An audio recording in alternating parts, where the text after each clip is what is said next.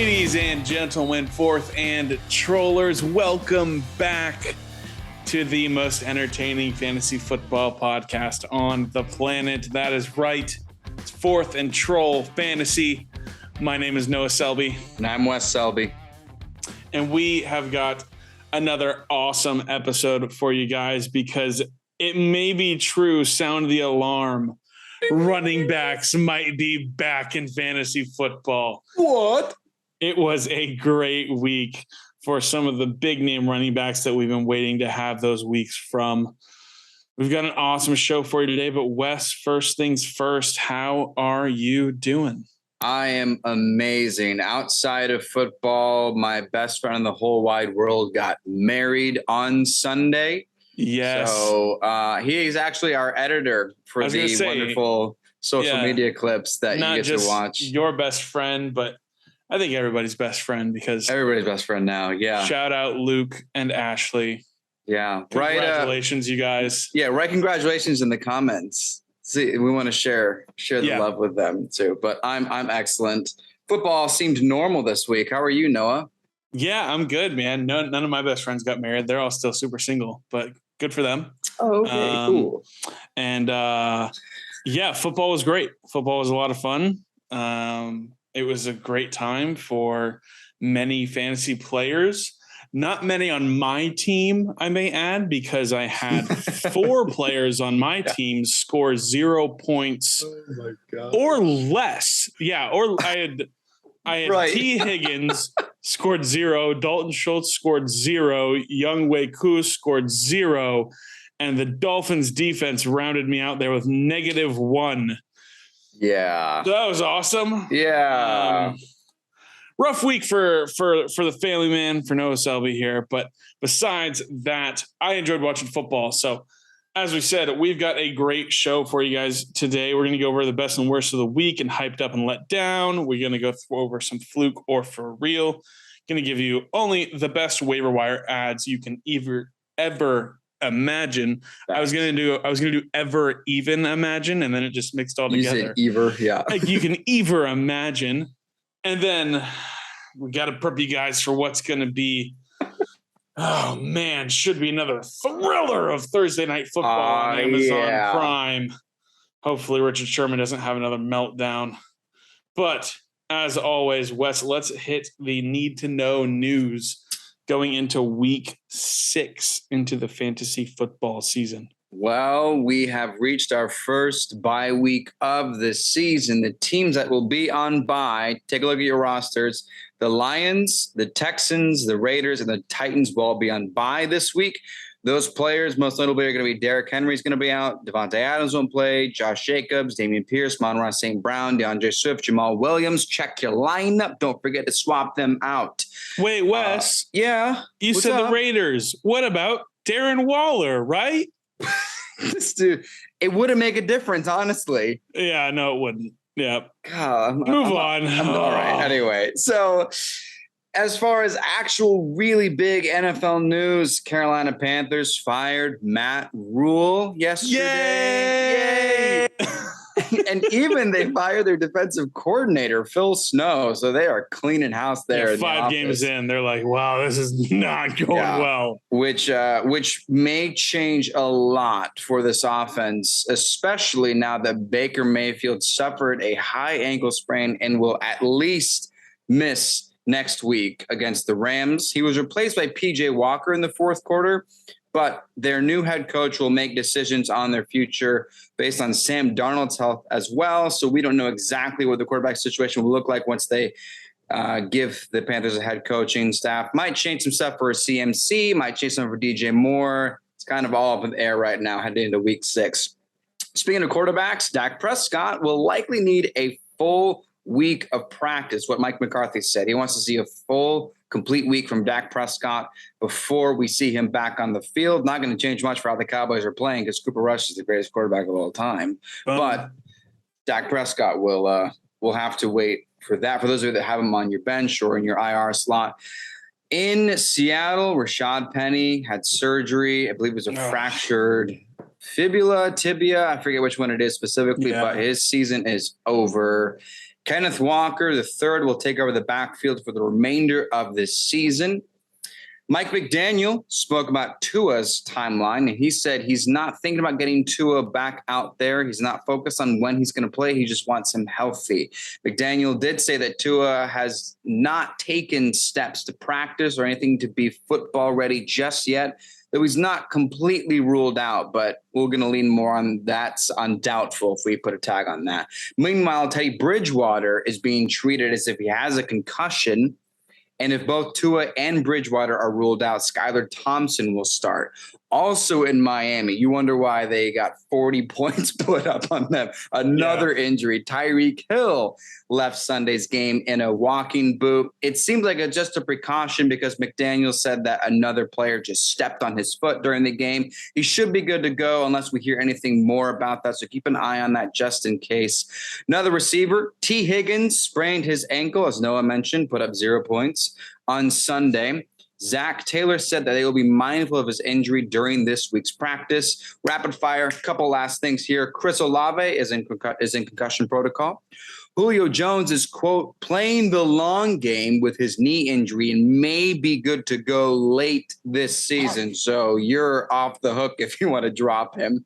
Rashad Bateman may return this week against the Giants from his foot injury.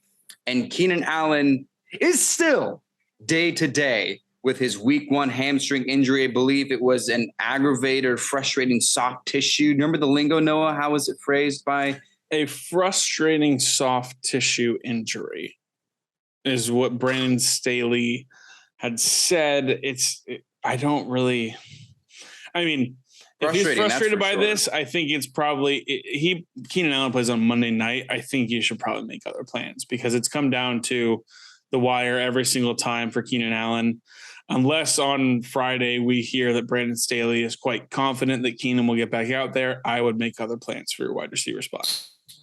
That's a good call. You've already gone this far without him. I'm sure you've gotten used to not starting him. But that do be the news, though, for week 5 heading into week 6 before Thursday night. Now let's talk about what, as I said earlier, what felt like the most normal week of football so far this season with some recognizable names that are hyped up and let down segment. Let's start with some people that made us hyped up, Noah. Oh yeah, so many of them, man. Let's go through these guys real quick. Leonard Fournette was the Leonard Fournette that people drafted for. Yeah. 11 targets, 10 catches, a PPR monster, 83 yards receiving and a touchdown, and then it had 56 yards and a touchdown on 14 carries on the ground. Fournette definitely was a big piece of that offense. Mike Evans owners and Chris Godwin owners may have been a little bummed out because they didn't get the weeks they were hoping for or projecting from Mike Evans and Chris Godwin. Each of them got about 12 to 13 points, I believe, but Fournette was the star in that offense on Sunday. And really what should have been potentially maybe a loss for the Tampa Bay Buccaneers, but a quite questionable call. Very interesting there. Not sure really what to make of this stuff right now. This is, I think the league maybe. We saw it last night too with Chiefs Raiders. I think the league may be overcompensating for how the Tua Tagovailoa situation was handled. And they may just be erring on the far side of caution right now with a lot of this stuff and just making the call, even if it looks like somebody got their feelings hurt. Which not to linger too much on that, but I have never seen two quarterbacks sacked in the same game standing up like within seconds of being touched. Both Derek Carr and Mahomes last night, like they got touched and then it was a sack. They didn't want them on the ground at all. So anyway, back to fantasy. Pretty absurd. Up next, Austin Eckler, back-to-back weeks on our hyped up segment. Wes, man, I was pretty nervous about Eckler. I thought he wasn't going to be the same guy that we had seen. He has just taken over. My concerns were eliminated. Sony Michel and Joshua Kelly did find the end zone this week, but Sony Michel has pretty much lost his role in this rushing offense. And man, Austin Eckler, with 35.9 fantasy points, you'd think, man, he probably caught 10 balls, right? No, He had 4 catches for 26 yards and a receiving touchdown. Austin Eckler put up what I believe, and I don't want to say 100% on this, but I believe what was his career high in rushing yards. 173 yards and a touchdown. That's on more 16 carries, more than 10 yards a carry. That's ridiculous. Austin Eckler had, which is absurd. Great thing to see for Austin Eckler owners. And I'm sure they will be looking forward to more of that in the future. He seems to be a pivotal role in this offense, especially the more that Keenan Allen is out. I think the key is you getting mad at them because this is happening. I think so. I think I need to make a call. It happened with Derrick Henry. It happened with Christian McCaffrey. It's happened with Austin Eckler. I think you need to make a call just definitively on people and then see what happens afterwards. Yeah. It happened for 1 week with Kyle Pitts and then fell off a little bit. But my goodness, that was just, Austin Eckler, awesome fantasy football player. You probably won your week if you had Austin Eckler on your team. And you based on how your draft went, you may have had Austin Eckler and Leonard Fournette on your team. And my goodness, what a week you may have had. Next one here, we're going to jump over our quarterbacks. Josh Allen started out just hot on Sunday. First drive of the game with a 98-yard touchdown to Gabriel Davis. And Wes, we actually, this came up in a couple of discussions that you and I were in, over the weekend. But, by halftime, Josh Allen was at like 340 something yards. It's so funny. I'm surprised they didn't keep pushing for him to go for the NFL record. It came up a few times, but that it ended here. I was like, we can keep going. The Steelers aren't going to come back. They're not going to hurt him. Nah. Oh well. Still great. You just had to settle for 35 points from your quarterback, 424 yards and 4 touchdowns on 20 completions there. Let's talk about another guy who threw a passing touchdown and then 3 rushing touchdowns as well. Just your friendly neighborhood tight end, wide receiver, running back, quarterback, kick returner, Taysom Hill. Yeah. 34 fantasy points. Man, what do we do with this dude? I love it. The floor is so low. The floor is so low. Oh yeah. But the ceiling is sky high, and I don't know how you Wes, you roster Taysom Hill in the league that you and I are in. You also roster Dallas Goedert. Yeah. Will you be starting Taysom Hill for the ceiling, or is you gonna maybe play the matchups? It's nearly impossible to predict with Taysom Hill. So I think if you roster him and you truly believe in the ceiling and you're willing to risk it with your other pieces that you have, maybe keep him in there because he's he could be a 4-point play. He could be a 34-point play. What do you do here? Obviously after this, I'm very excited to start him again. Now, unfortunately, I didn't, as you said, I rostered him. I actually didn't start him. I was very upset about that. I still ended up winning, which is great. And Dallas Goedert ended up getting 17 Dallas Goedert was awesome. Yeah. So that for me was like, all right, I didn't lose anything really. But for me, I'm going to bank on just the hack that Taysom Hill is. You shouldn't play for the ceiling. Probably. I mean, I don't know. Insane. I don't know very many players because in fantasy. He's a tight end. Yeah, I don't know very many tight ends in fantasy who can have 34 points on a week and only have 1 catch on the whole year.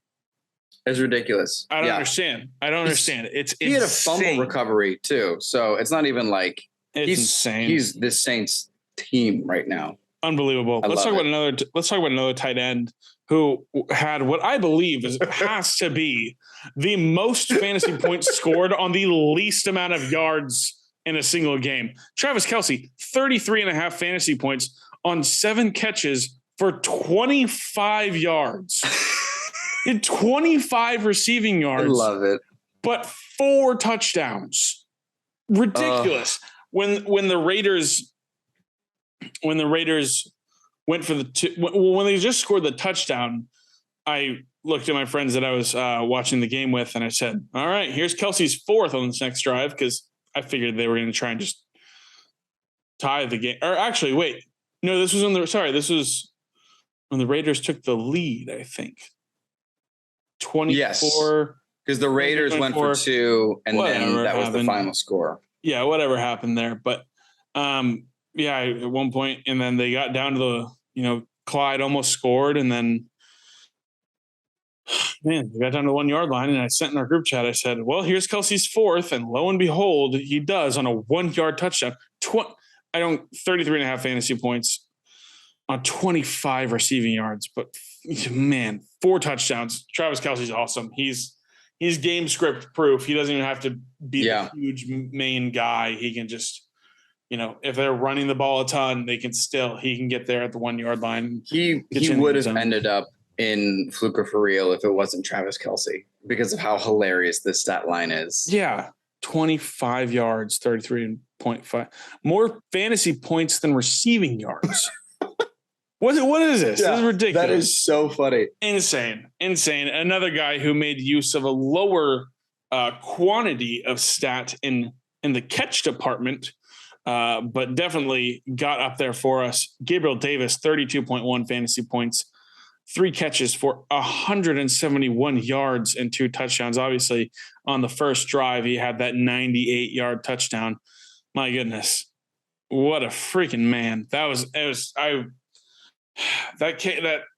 was so chaotic from the beginning with that kickoff, and it was like, oh God, they're inside the 5. Oh my gosh! Yeah. And then Josh Allen did Josh Allen things and threw a beautiful pass to Gabe Davis, and Gabe Davis shimmied off a little tackle there and was just gone. Gabe Davis is awesome. I think he's a little bit kind of like the previous year's Tyler Lockett right now, because we've seen him be really awesome in weeks, and we've seen him be not so awesome in weeks and be in the low single digits. The volume isn't exactly where I want it to be at with Gabe Davis. So with a guy of his caliber, he can do this on very few catches. So I think he has to be at least in a flex spot if you have him. And you're just hoping for the boom. I think he's probably a really big boom bust player. He just doesn't. Catch. I wish he got more. I wish he got more targets. Again, Josh Allen only threw 31 passes, so 6 targets in there.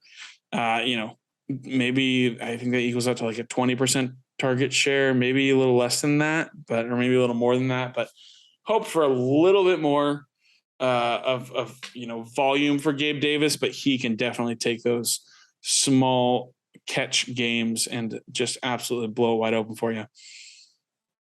Another guy who just ceases to amaze me here is just Patrick Mahomes is really good at football. I think there's another way of looking at it. Yeah, I don't know. There's another way of looking at it. I mean, listen, I had him lower in my ranks than a lot of players. I had him lower than Russell Wilson. Woof. That was a rough take so far. I'm still a Broncos believer. I still think that team can turn it around. There definitely has to be some understanding there, though. But Patrick Mahomes, we talked about Travis Kelce. He threw 4 touchdowns to Travis Kelce, just shy of 300 yards, got about 30 yards on the ground as well. Patrick Mahomes is awesome and doing a lot better than I think I thought he would. And again, this Raiders offense did just let Russell Wilson cook up a really solid game against them. So maybe the Raiders defense isn't very too good, but the first half they were really pressuring Mahomes a lot, and then he really figured it out. So it was very different game from first half to second half.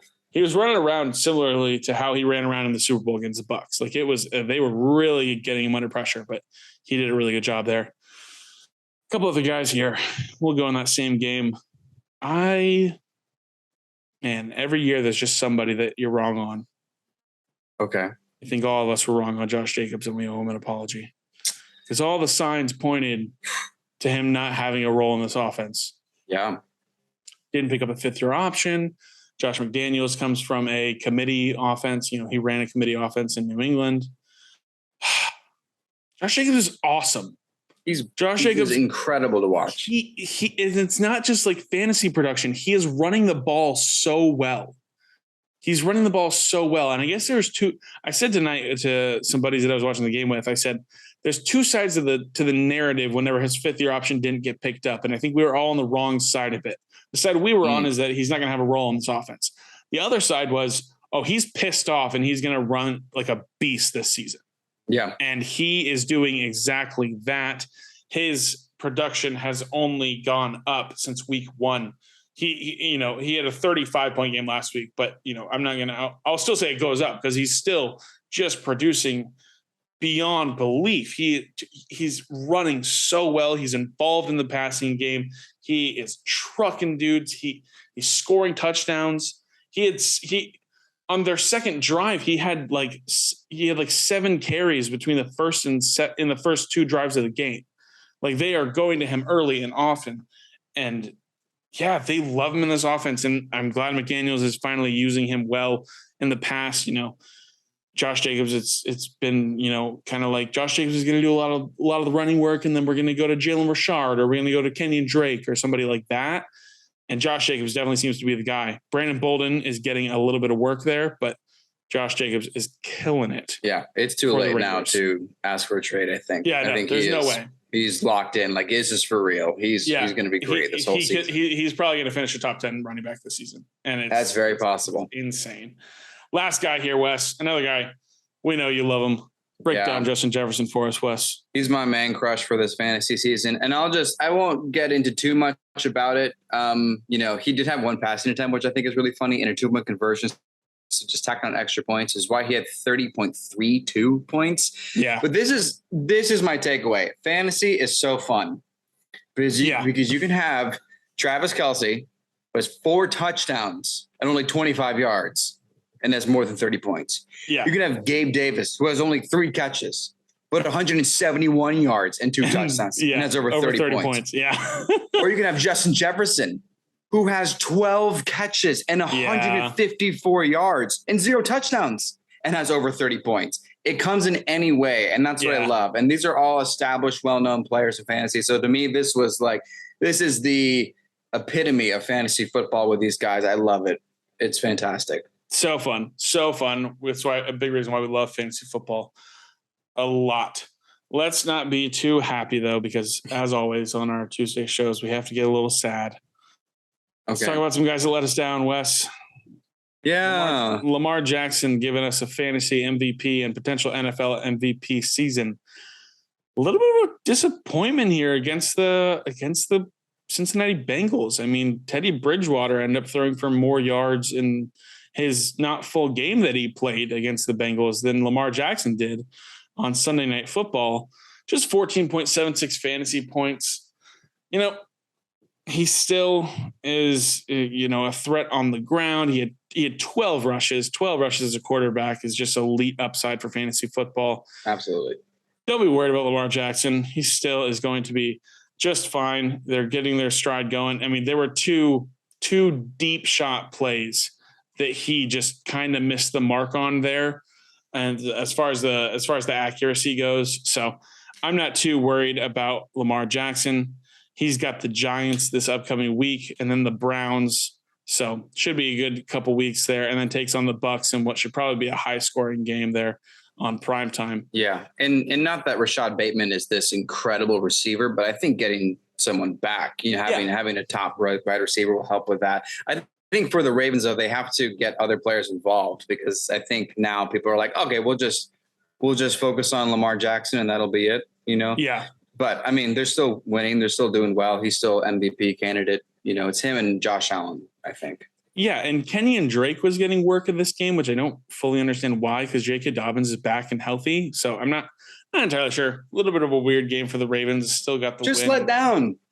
Just wanted to see down. 30 points again. Just let down. That's all. Nothing had to let us down on Monday Night Football. Guy who's been really hot this year.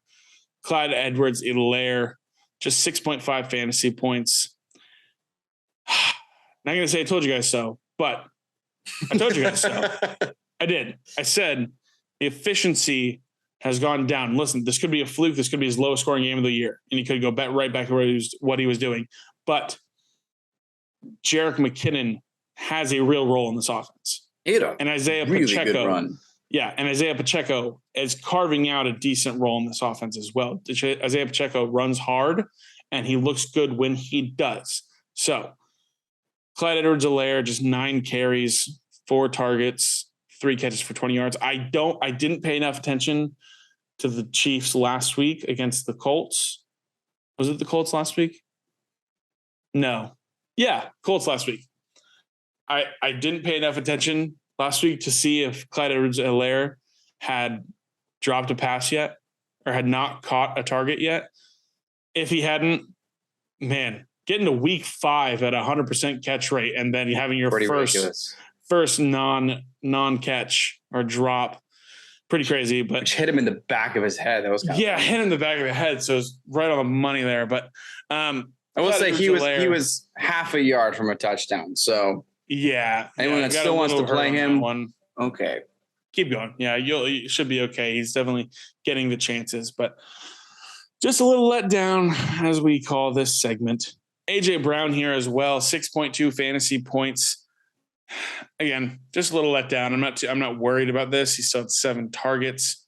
A little bit of a weird game for the Eagles. They almost lost. Or almost got sent to overtime, but it's the Cardinals. But here's what remains true what we know of this Eagles offense. When Jalen Hurts drops back to throw the ball, it's going to one of 3 people. And that is the encouraging sign for all of these Eagles skill players is that you start AJ Brown no matter what. You start Devontae Smith no matter what. You start Dallas Goedert, I think, no matter what, unless you maybe want to play for the ceiling like West does with Taysom Hill. But who knows? Yeah. These guys, there was a stat that Mike Clay from ESPN was talking about recently, and I saw him on Twitter talking about it as well. But he was saying he does the projected target share for offenses, essentially. So he projects each week where the targets are going to go. And Quez Watkins is the wide receiver 3 on the Eagles for the Eagles. He's the wide receiver 3. And every single week, Quez Watkins is projected like a 3% target share, which is great because that means we know the ball is going to the big names, to the big players. It's going to AJ Brown. It's going to Devontae Smith. It's going to Dallas Goedert. It's going to Miles Sanders sometimes, not as much as we probably would hope for fantasy football. But not worried about AJ Brown. Just let down. 6.2 fantasy points. A little bit of a bummer. But lastly, they're spreading the ball around more. Because week 1 was fantastic, AJ Brown, and then like week 2 and 3 were Devontae Smith. I think now they were like, okay, people are angry at us for being undefeated. We can't just do the same thing over and over again. So right. Lastly, here, let's just lasso all these ones together here, Wes. The whole Lions offense, such a letdown. No, Jared, shut out. Yeah, it's such a bummer. Highest scoring offense in the league, scores 0 points in week 5. Jared Goff with 5.86, Jamal Williams with 5.6, Amon-Ra St. Brown with 4.6. Amon-Ra St. Brown was also on a little bit of a snap count there, coming back from injury. And then TJ Hawkinson, just 1.6 fantasy points. All of these guys, major letdowns. I think we've seen this offense still be good. I think if you're handling a bye week, if you roster Jared Goff, he's probably the one of these names that are the ones you would drop to replace. I don't think you need to keep Jared Goff on your roster for the bye week just to hold on to him when he comes back. But you're going to keep Jamal Williams. You'll keep, obviously, DeAndre Swift. You'll keep Amon-Ra St. Brown. You'll keep TJ Hawkinson. You should probably keep Josh Reynolds, too, because Josh Reynolds was the leading receiver in this game for the Lions. Dude's a beast. But this whole Lions offense was a bit of a letdown. Just I guess Bailey Zappi is a beast on defense. Who knows? He's so good. He's so good. Anyway, that is going to wrap up our hyped up and let down segment here. We are going to jump into what is going to be a full-on fluke or for real, West, because we get to talk about some names that we haven't been able to talk about recently. First things first, in the good section for fluke or for real, West, Dalvin Cook, 26.1 fantasy points, 18 carries, 94 yards, and 2 touchdowns. He scored 2 touchdowns on his first 6 carries on Sunday. Got everyone off to a great start. Dalvin Cook owners were thrilled. 2 targets, 2 catches, a little low than what we would hope for from Dalvin Cook, but 26.1 fantasy points. West, fluke or for real for Mr. Cook? For real. And I will even say he was also half a yard away from 3 touchdowns. He almost got in a third time. So I think it's going to be more of the 15 points, balance between this 26 points and like the 7 points he's been getting before. But I think he's fine. I think he's back, and this offense knows how they're going to be playing with Kevin O'Connell there, and Kirk Cousins played really well too. So yeah. I think that is helping balance out their rushing game. So I say for real, Dalvin Cook is here. I think so. Tyler Lockett been awesome recently. 27.4 fantasy points this week. 5 catches on 6 targets for 104 yards and 2 touchdowns. Tyler Lockett, fluker for real. I say for real. I think this is just how he does. He's sometimes he's boom and sometimes he's bust, but he starts out slow each of the last few years, and then all of a sudden here he is back to back like 20-something point games. So I love it. I'm glad that he's doing great. It's been great to see him he had a rough week 1, but since week 2, he has had upwards, I believe, of 13 or 14 fantasy points with these boom weeks mixed in as well. Back-to-back nearly 20-point weeks, I believe, for Tyler Lockett. Really awesome to see. Another guy here, Jacoby Myers, 24.1 fantasy points, back from an injury here, 8 targets, 7 catches for 111 yards and a touchdown with the rookie quarterback Bailey Zappi under center. What do we think here, Wes? Fluke or for real? I'm gonna say for real, and I'm going to classify him as this year's DJ Moore, where he's just going to have a bunch of different quarterbacks starting. He'll still do fine. I like it. Jacoby Myers, I think, is definitely trending up. He's always been a volume guy, but we see here, if he can get in the end zone, he definitely has that good upside there. So I like it. I think he's trending in the right direction. Another guy that we love and is near and dear to our hearts, Wes, Raheem Mostert, 19.2 fantasy points, fluke or for real?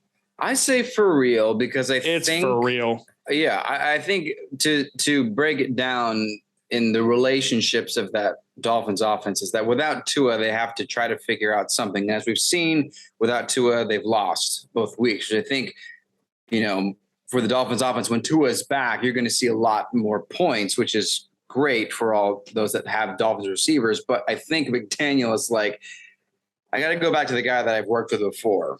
Yeah. I'm going to get my old Niner buddy here and get Raheem Mostert, who scored his first touchdown in 2 or 3 years, something like that. It's incredible. So I love it. I'm happy he's doing well, and I think this is for real.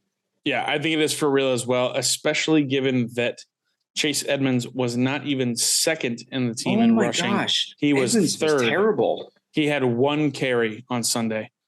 Myles Gaskin outcarried him on Sunday. Very interesting to see.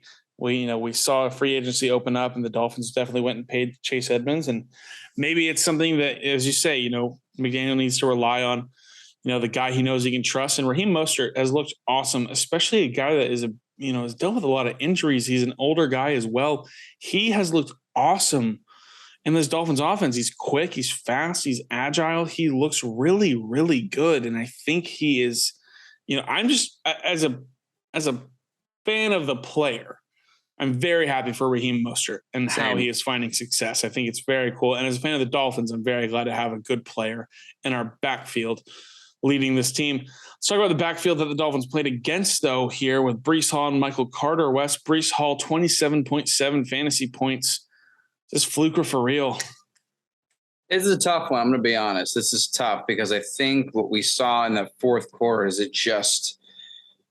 the wheels came off the Dolphins defense there in the fourth quarter. And so it's like, okay, I believe when I look at Breece Hall stats, I'm willing to say for real for the carries, 18 carries, 97 yards and a touchdown. That alone for me is like, that's solid.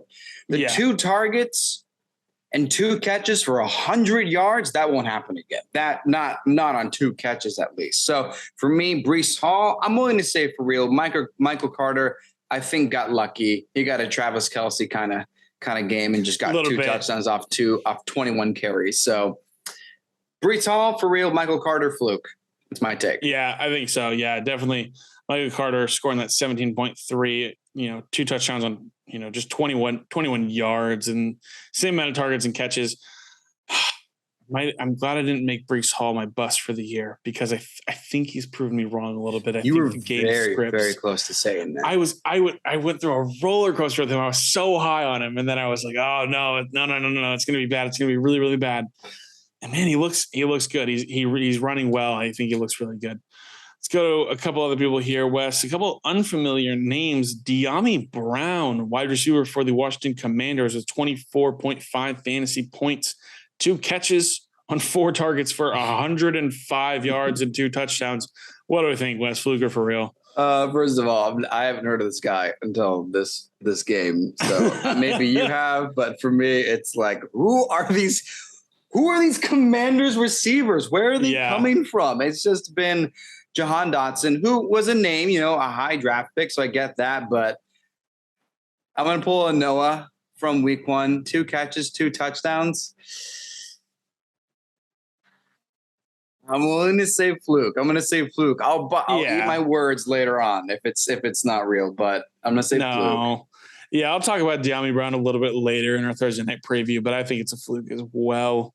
Another guy here, Wes, Tevin Coleman, running back for the San Francisco 49ers. He just, he had a stint with them earlier. He went around a little bit at the Jets, came back now. 21.7 points. He had 2 touchdowns, 1 through the air and 1 on the ground. What do we think, Wes? Fluke or for real? What a joke. What is he doing here? Yeah, I don't know. I don't know what year out of nowhere. this is. Tevin Coleman in it's a 20-point plus performance with the 49ers. That's ridiculous.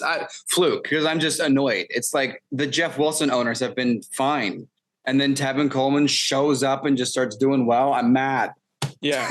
Yeah. So it's so strange. strange. I say Fluke. It's like, no, don't ever do that again to me. Yeah. Kevin. So weird. And this is the thing is that the Jeff Wilson owners, Jeff Wilson, I believe, still had 20 points this week in fantasy, but it's like, man, what could have been? I know. Jeff Wilson could have been hyped up and let down, if it had gone his way. As an Elijah Mitchell believer too, I'm annoyed because he'll be back sometime soon from his injury. Yeah. And it's like, what the heck is going to happen with this? Is it going to be trifecta? Am I going to count on anyone? Who do I rely on? Great job, Tevin. Thanks, Stop Tevin. it. Last guy here, Fluker for real on the good side of things, Wes. Ramondre Stevenson has been awesome to watch play football, even in the split backfield here. 19.5 fantasy points, 25 carries for 161 yards. Damian Harris did end up going out in this game, but it was looking like Ramondre Stevenson was well on his way to a really good fantasy day, even when Damian Harris and him were splitting snaps in the backfield. What do we think, Wes? 19.5 points, Fluker for real. This is for real. I mean, everyone kind of had this. The way that people have thought about A.J. Dillon's upside with the Packers, it's like, okay, if, Aaron Jones, A.J. Dillon, they're both going to be good, but especially if either of them miss time, the other's going to be fantastic. I was hearing a lot of this for like, hey, I know Damian Harris is kind of the lead back, but if Ramondre Stevenson's great, and if Harris misses any time, Ramondre Stevenson's going to break out. And here it is, 161 yards. I love it. He's such a tough runner too. Really doesn't go down easy. I would lock him in going forward. Yeah, I've got him in one league. I think it's going to be tough for me to take him out of my starting lineup now from this point on. He just seems to have definitely carved out a role in this offense. Yeah, and I believe the snap share has gone up for him, and he's down and has gone down for Damian Harris every single week this season. Yeah. So especially with all the quarterback injuries going on, I think, continue to lean on this guy. Yeah, definitely. That's going to do it for the guys that, have those good performances we had to take a look at. Let's talk about just a few guys here that maybe we're trying to figure out what's going on here. Another kind of dud week for Christian Kirk, West, just 2.1 fantasy points. What do we think is going on here? He started out so strong, but I think it's, we were all thinking maybe Christian Kirk's going to be a wide receiver 1. And maybe we all need to remember where we drafted him in fantasy drafts. I don't know. What do you think? It's a very interesting thought because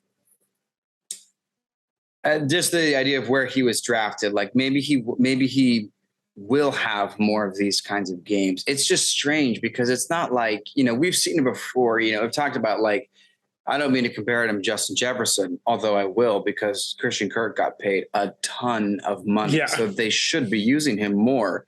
But 3 targets, that's very strange. And when we're looking at Justin Jefferson's week 2, week 3, it was like, there's a lot of catches, but he's a lot of targets. So let's just hang tight. We know that's going to come around. Different player, I know this, but 3 targets, that sucks. And 1 catch, 11 yards. I'll say I'm a little worried. I'm a little worried about this. I won't go as far as to say this is for real, but I don't like it.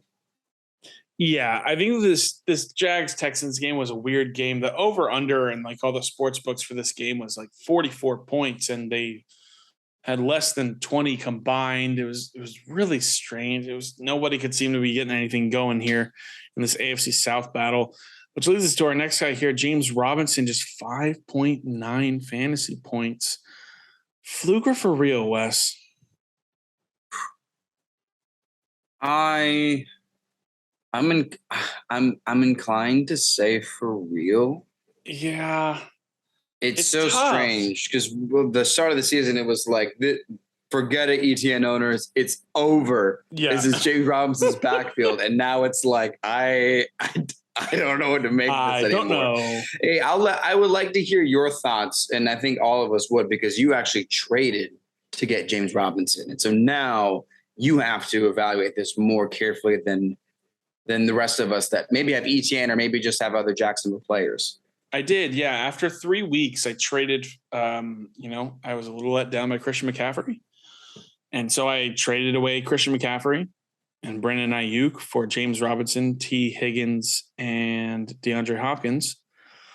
And now James Robinson has given me 2 weeks of crap, and Christian McCaffrey's doing awesome. So James Robinson, I've thought about this a lot because I actually made a trade on Monday, and I traded away James Robinson and George Pickens. I traded away James Robinson and George Pickens for Jalen Waddle, who we'll talk about here just coming up right now. Oh, great segue.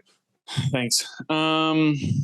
And it's interesting because while he hasn't been involved and ETN has gotten a little more run and Doug Peterson has done that head coach thing, he's done the head coach thing where he says, we got to get this guy more involved. So we'll have to see if that's actually real. I will recognize that also the Jacksonville Jaguars have lost their last 2 games, and James Robinson hasn't been getting the ball in his hands as much. I'm not saying James Robinson is the reason they were winning football games. I just find the correlation interesting. I just think it's maybe they need to get the ball into his hands more in order to even things out for them to have a better opportunity to win football games. I know they love him there. I know they love him in Jacksonville. Not really sure what to make of this. Last week was an interesting game because it was a really bad weather game and they barely ran the ball. This week is a dud week. They just happen to come back to back. I think we're going to need to wait and see one more week, but I was willing and in a position for myself where I didn't need him as in my running back slot to be able to trade him away to somebody who still does believe more than maybe I do. So yeah, I'm not entirely sure about James Robinson, what we should do with him right now, but I think we need to see one more week. I think we need to see what happens here. They've got the Indianapolis Colts coming up this week, so it's going to be an interesting game for sure to go ahead and monitor on a lot of fronts there on both sides of the ball. Yeah, I think you're right. I think this next week will give us the official outlook of what the Jacksonville backfield will look like. Will we have to just guess every week, or are we seeing a trend in the right direction for ETN, or has this actually just been a fluke and this is Robinson's backfield for 2022? We'll see. Yeah. We'll have to wait and see. One of our last guys here is a guy that I just mentioned, Jalen Waddle, just 5.3 fantasy points, 3 targets, 3 catches for 23 yards. I think I know what you're going to say, but fluke for real on this one. This is fluke. Yeah. This is Skylar Thompson, you guys. Back. Yeah. It's Skylar Thompson it wasn't and even Teddy Bridgewater before. Teddy was there for 2 plays, and Skylar came in, and I think Teddy might have been there for 1 play. I'm honestly, I'm not even. Yeah. I can't remember if it was 1 or 2 plays. Well, I will even say just to the Bengals game, their week before, because he also had a 5-point performance then. Yeah. It's Tua. As soon as Tua is back, you're golden. It's this team game plans for a quarterback all week, and then they are looking good, and then something happens, and it's not the situation now and they have to put in another quarterback. So, the Tua timeline is going to be what we need to monitor for Jalen Waddle, but make a trade for Waddle That's what I did. As Noah did. Noah and I were actually fighting for Waddle with the same guy in our league. We were. Noah offered more bang for his buck. But I will even incorporate just, as we said, as Dolphins fans, we read a little bit more of the fun inside news. I read something that Tyreek Hill saw Tua in the locker room for the first time since the Bengals game. And the reporter said that Tyreek smiled ear to ear. Oh. This is how much Tua means to these receivers. And I think we're seeing it in the performance too. Like, I think the whole team is like, when do we get this guy back? We need him. Yeah. So hang tight, Waddle owners. Do not worry. Start him regardless because you never know. But as soon as Tua's back, Waddle's back. Golden, baby.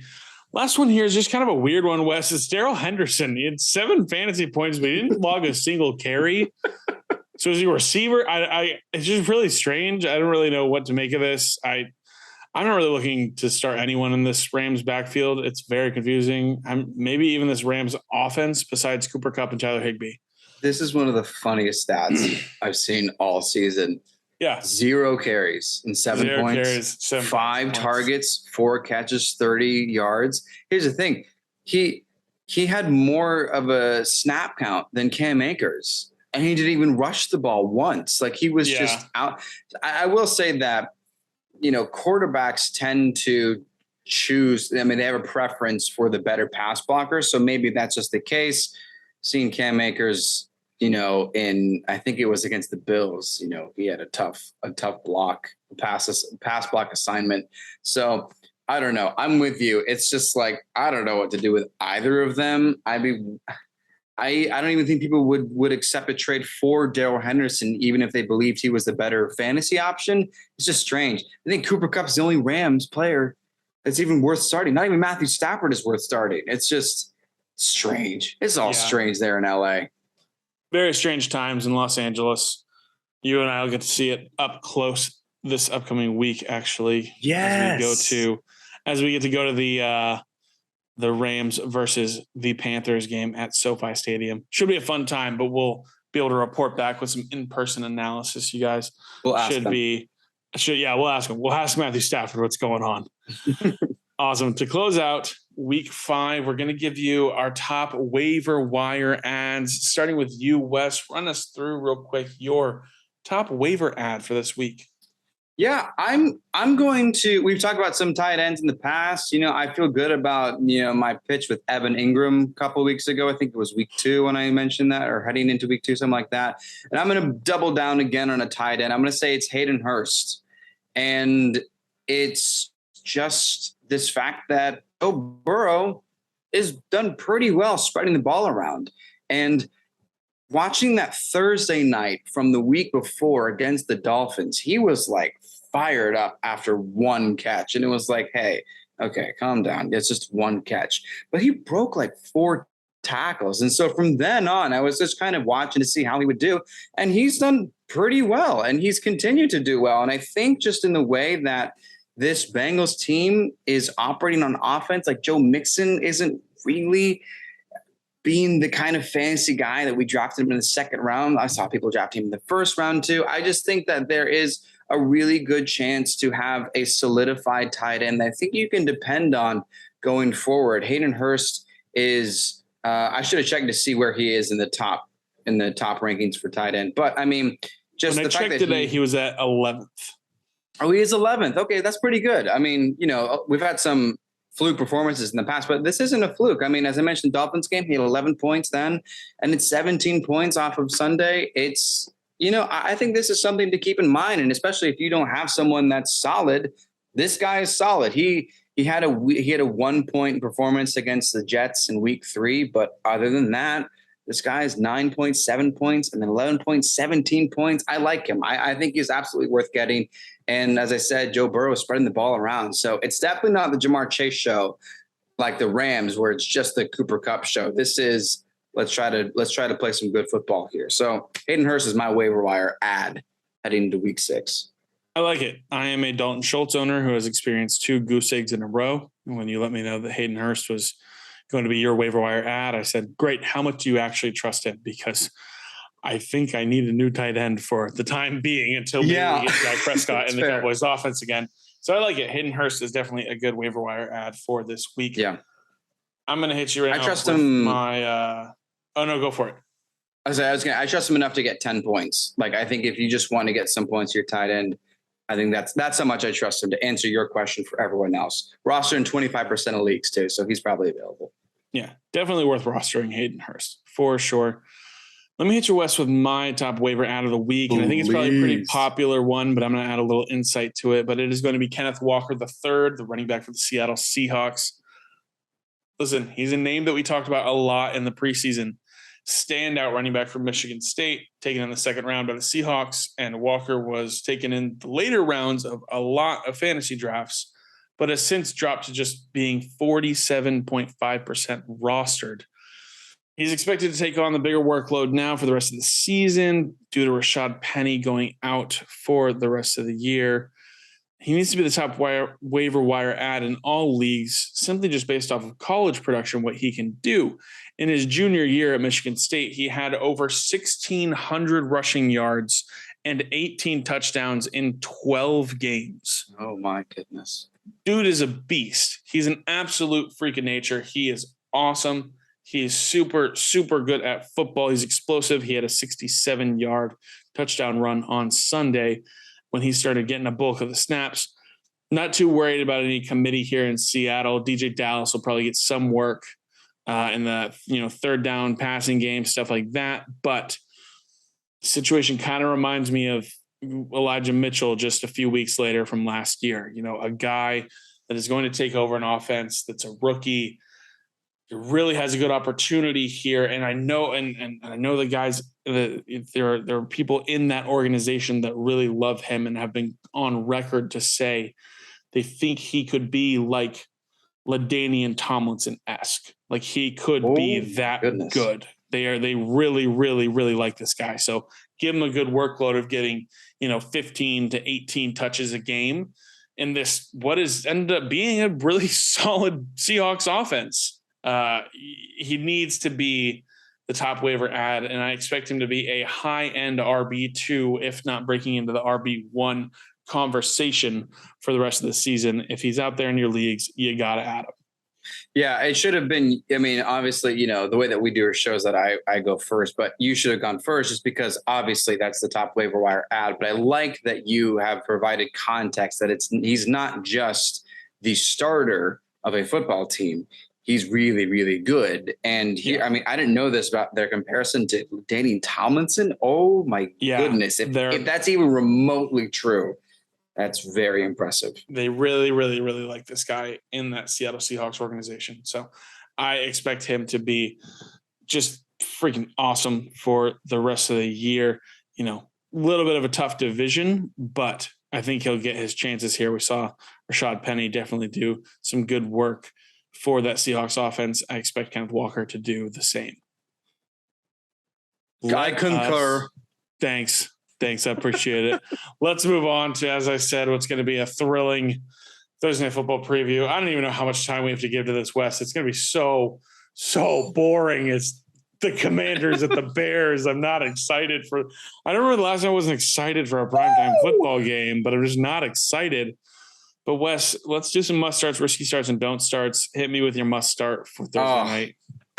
All right. So I'm gonna say I think you can lock in Carson Wentz of all these players because it doesn't matter if he wins. He can still put up a solid fantasy point for you. Like it doesn't even if he throws the game-winning interception, he still can have a 27-point performance for you. So he's either scored 20 plus points or he scored single digit points this season. And the 2 times he scored single-digit points were against some of the best defenses in the NFL. It's against the Cowboys and the Eagles. And obviously the Eagles are undefeated, and I've been hearing the Cowboys have a Super Bowl talent defense. So it's okay that he got single digit. Carson Wentz has these up and downs, but it's against the best defenses in the league. Otherwise, it's 20 plus points. And we know that the Bears aren't the best defense. They don't have much offensive production either, so they don't have to play a lot of catch up. We know this isn't going to be a shootout. So I think Carson Wentz is going to be fine. Plus, apparently, like, anybody is going to get a touchdown in this receiving core, because probably my mom's going to get a touchdown with 3 touchdowns, 3 catches. I mean, it's just ridiculous. Yeah. Anybody's going to get a touchdown for them. So for that reason, I think it's a risk because it's Carson Wentz, but he's not my risky start. I feel fine. I feel like he's going to have a good game. I mean, why wouldn't he? It's the Bears. So yeah, start Carson Wentz. I think you should. I like it. Definitely a good bye week fill in if you do have a quarterback on a bye week, or if you've got Russell Wilson or somebody that you're having trouble believing in, or Russell Wilson, or Russell Wilson. Yeah, actually, or Matthew Stafford. Or Matthew Stafford, or Matt Ryan, or a lot of these guys. Who you could make cases for. Carson Wentz is a good option to start over some of those guys. I am going to lock in for this Thursday night, Wes. I'm going to lock in David Montgomery. It may not be much of a surprise here, but coming off the injury, Montgomery bounced back in in a really, really solid way, in week 5, scoring 18.2 fantasy points in the Bears' loss to the Vikings. Montgomery has had at least 16 opportunities. Again, that opportunities is targets plus carries in every full game he's played this season. And he's a top 20 running back on a points per game basis this season, and I expect that to continue. The Commanders are allowing just the 6th fewest points to opposing running backs this season, but they've also allowed 7 touchdowns to running backs over the first 5 weeks. And they just let Derrick Henry have a top 5 fantasy running back finish on the week, going for over 25 fantasy points against the Commanders. Derrick Henry did. I'm starting David Montgomery confidently this week. I think he is going to be a really solid play in this run-heavy offense. He came back and he looked good. He looked good coming off the injury. So I'm not too concerned about a re-injury or anything like that, or him slowing down. And he definitely is the guy in that backfield. Khalil Herbert, not much of a factor in this offense. Khalil Herbert had just 1.1 fantasy points this week in fantasy football. So not too concerned about him. I'm starting David Montgomery confidently on Thursday Night Football. I was very surprised how little Khalil Herbert was involved because of Montgomery's injury. And I think Montgomery actually, did you see the back of his jersey? They misspelled it. Did they really? Yeah, it said Montgomery or something like that. Like they switched the O and the G around. It's so funny. So Montgomery, I think that clearly he's back and involved and rushing really well. And as I said, I was surprised how little Herbert was involved. In fact, the snap count was 72% to 28%. And so that does not seem like a split backfield. That is clearly Montgomery is there. So yeah, he's also a shoe-in for a Thursday night lineup. I love it. David Montgomery. Yeah, go ahead and you got to look for it. It's so funny. I just looked it up. Go ahead and log him into your lineup. That's really funny. Wes, hit me with a risky start for Thursday night for the beautiful people. This is going to be hilarious if this works out. But I think I'm going to say risky start is going to be Brian Robinson. There has been a lot of speculation as to how he is going to be involved in this Commanders offense. There was some question marks how Antonio Gibson was going to be in preseason, as his very first carry in preseason was a fumble. And everyone thought, okay, that guy's season is over for sure. And then was doing kick returns and all kinds of weird stuff. And since then, Gibson has been okay at the very best. Of course, Robinson has been recovering from a very scary shooting accident, and now he has played his first full game. And he did okay. The fantasy points aren't there. He had like 2.2 points, but I think it's a risk and kind of a fun risk. I don't think anyone's actually going to start him, but I just want to say, like, this, at least keep him, because the snap count is not bad. It's a triple backfield split there. He had 29% of snaps. Gibson had 32% of snaps, which just for the starting running back, that is very, very close. J.D. McKissic had a 41% snap count. So he led the backfield there. But Gibson only had 3 carries. And Robinson had 9 carries. Yeah. And that to me stands out. Now, McKissic had the most fantasy points because he was involved the most in the passing game. But if you have ever watched a Commanders game over the last few years, you know J.D. McKissic is not a ball carrier. He is a receiver in the backfield. Yeah. So the fact that Gibson and Robinson have a very, very close snap count and Robinson tripled the carry count is very, very interesting to me. So I'm excited, and I hope that Robinson is very involved in this game against the Bears. Yeah, I think so. I'll answer your question, actually, Wes. I am in a bye week situation in one of my leagues, and I am starting Brian Robinson this week. Oh, you are? Oh. I'm playing for the upside. But I think because I think he has the highest upside in that backfield. I like it. I'm really happy for Brian Robinson. Amazing that he is on the field already again and getting good opportunities. I think it's definitely a risky start, and I'm hoping it pays off because I'm either going to be really happy or really bummed out on our Friday show, depending on what happens. But I'm excited to watch Brian Robinson for sure. Yeah, that's fantastic. I'm actually really glad to know that you're starting that. I'm glad you decided that before I said that because we'll come together on our Friday show and discuss how Brian Robinson did. Let me hear who your risky start is. Let's get frisky and tell me who your risky is. My risky start is the guy we talked about a little bit earlier in the show, Dyami Brown, rookie, not a rookie, actually, second-year wide receiver for the Washington Commanders. He went to the University of North Carolina, I believe, coming out of UNC. Go Tar Heels. Tar Heels, nice. Yeah. Shout out Michael Jordan. Yeah. Dyami and Javonte Williams, rest in peace. And Javonte Williams, yeah, there you go. Risky start for Thursday night is Dyami Brown, and it's truly contingent upon Jahan Dotson's health, actually. Jahan Dotson is out last week for week 5, and Dyami Brown got his opportunities and made the most of them because 2 catches, 2 touchdowns, 105 yards. It's currently looking like Dotson won't be good to go for Thursday Night Football. And, Dyami Brown kind of stepped in and filled that Jahan Dotson role, and at least that Jahan Dotson stat line that I just talked about. He seems to be kind of the deep ball guy until Dotson is back. Terry McLaurin isn't running a lot of deep routes. Curtis Samuel is definitely some of the shorter and medium routes there. So it definitely seems like he could be in for an interesting and a bit of a risky week. He goes up against a Bears defense this week that allows the second fewest points to wide receivers. So the matchup isn't super favorable, and that's what makes this really a truly a risky start.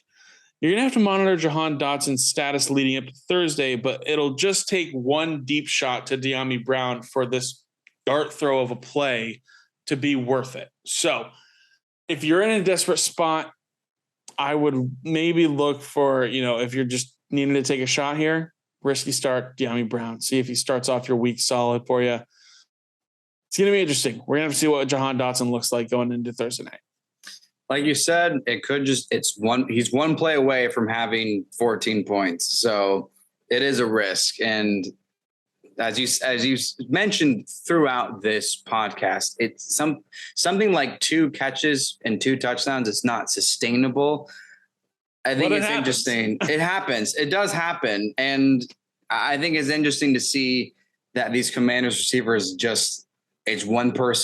it's one receiver per game that gets all the attention. So I'm with you. I think it's a risk. I think it's a dangerous risk as well. But if you are in a tight spot, or let's say, you're someone that has Keenan Allen and DeAndre Hopkins and, other banged up wide receivers, and it's like, I don't know, I'll just give it a shot. Okay. Yeah, it's a risk, but I'm with you. I agree. I think it's a good point.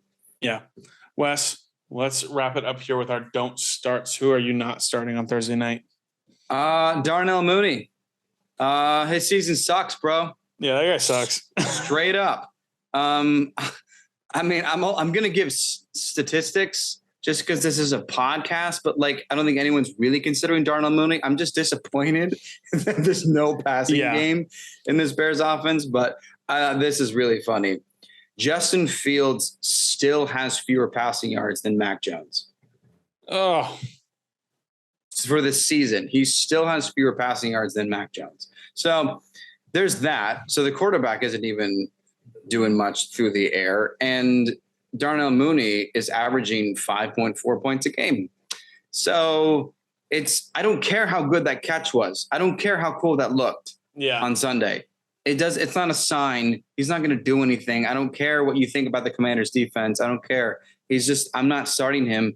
I don't own him. Even if I did, I wouldn't still own him. So don't start Darnell Mooney. Don't do that. That's my whole point. His season sucks, bro.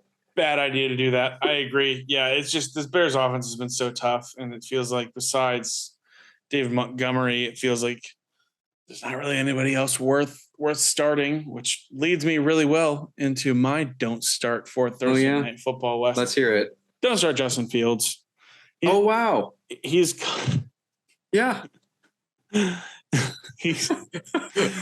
coming off. Listen, okay. He's coming off his best fantasy performance so far this season, a whopping 17 points, which, listen, in a world where week 5 Trevor Lawrence and Matthew Stafford exist, Fields might look appetizing if all your chips are in one basket with those guys. But while he did throw for a season high 208 yards and his second highest rushing total on the season in week 5, while you may be tempted to stream Fields against the Commanders after a pretty promising game, remember that the Vikings are allowing the 7th most fantasy points per game to quarterbacks. So maybe it wasn't so much of a sign of things to come for Justin Fields. I don't think he should be started this week or really any week this season unless he continues this production in the passing game over the next few weeks. We know he's talented as a runner. We know he can get you rushing touchdowns. We just need to see a little more in the passing game in order for that to be the case. Don't mistake a really, kind of a solid start to, maybe a good fantasy season for him against the Vikings this is the green light for Justin Fields and get him in the lineup now. No, I don't think so. I think he needs to stay on benches until he proves himself a little bit more.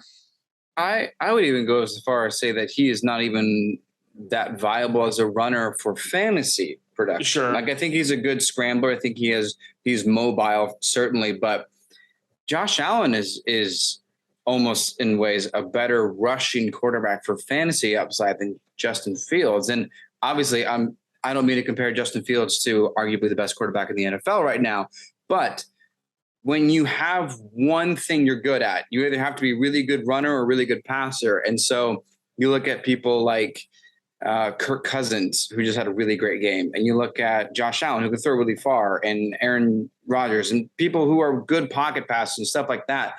They can get you touchdowns through the air, or it needs to be like 2015 Cam Newton, who's really good on the ground, or you see Lamar Jackson, who can run 75 yards for a touchdown, and you're winning because he's always putting up 30 points because rushing touchdowns count more.